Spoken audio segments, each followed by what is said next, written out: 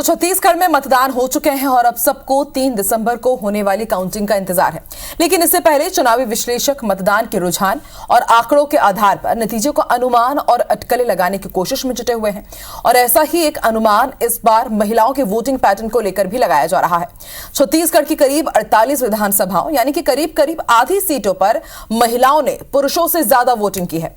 महिलाओं के इस वोटिंग पैटर्न पर वोटिंग के क्या मायने हैं, आइए इस रिपोर्ट में समझने की कोशिश करते हैं।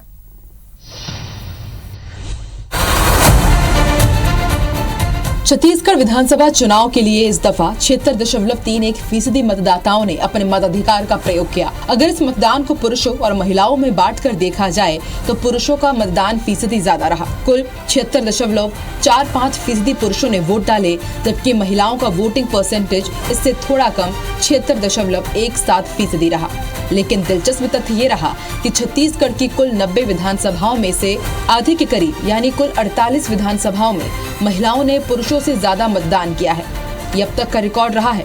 साल 2018 में 34 विधानसभा सीटों में महिलाओं का मतदान आंकड़ा पुरुषों से ज्यादा था, जबकि उससे पहले 2013 में केवल 18 सीटें ही ऐसी थी जहां महिलाओं ने पुरुषों से आगे बढ़कर अपने वोट डाले।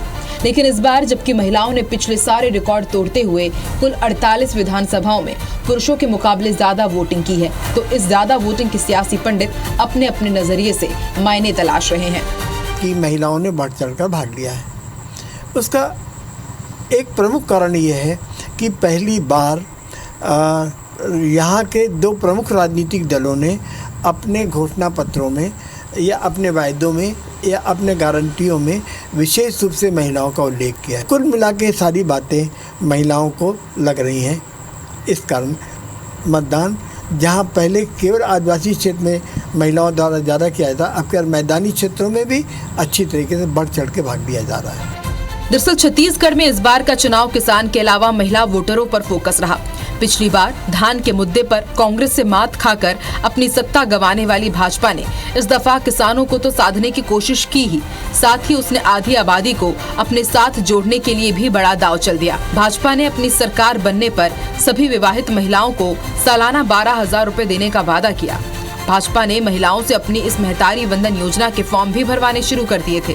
भाजपा के इस दाव ने कांग्रेस को चिंता में डाल दिया था, लिहाजा उसने भी भाजपा से एक कदम आगे बढ़ते हुए दीपावली के दिन गृह लक्ष्मी योजना के जरिए महिलाओं के खाते में सालाना 15,000 रुपए जमा करने का वादा कर दिया। अब महिलाओं ने किसके वादे पर ज्यादा भरोसा किया, इसका पता तो चुनाव नतीजे के बाद ही चलेगा। लेकिन फिलहाल दोनों ही दल महिलाओं की 48 सीटों पर ज्यादा वोटिंग को अपने अपने पक्ष में बता रहे हैं। महिलाओं के भी मतदान बड़ी संख्या में हुए हैं। हमारी माताओं बहनों ने बड़ी संख्या में मतदान केंद्रों में जा कर के मतदान किया है। और महिलाएं जो हैं इस भूपेश सरकार से पीड़ित थी। शराबबंदी करेंगे, गंगा जल उठा करके कसम खाया था। महिलाओं में इस बात को लेकर के भारी आक्रोश है और इसलिए गंगा जल के सम्मान में भाजपा मैदान में। महिला बहन को जानकारी है कि किस प्रकार का घर में परेशानी बजट में आती है। 35 किलो चावल उसको हर महीने मिल रहा है। रसोई गैस में 500 रुपए की सब्सिडी कांग्रेस पार्टी दे रही है, महिला बहन देगी। कांग्रेस की सरकार बनेगी, उम्मीद है, लोगों को भरोसा है कि कांग्रेस पार्टी जो बोल रही है वो करेगी। 15,000 रुपया सालाना, मतलब 15,000 सालाना, मतलब एक घर में महिला बहनों को 1250 रुपया, उनके जो मंथली बजट में उनको कितना फायदा मिलेगा। तो इसलिए महिला बहनों ने बढ़ चढ़ कर हिस्सा लिया है।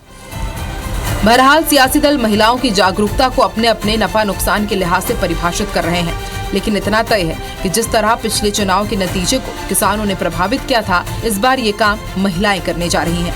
चुनाव कौन जीतेगा इसका पता तो 3 दिसंबर को ही चलेगा, लेकिन इतना तय है कि जीतेगा वही जिसे माताओं बहनों का आशीर्वाद मिलेगा। Election desk, IBC 24।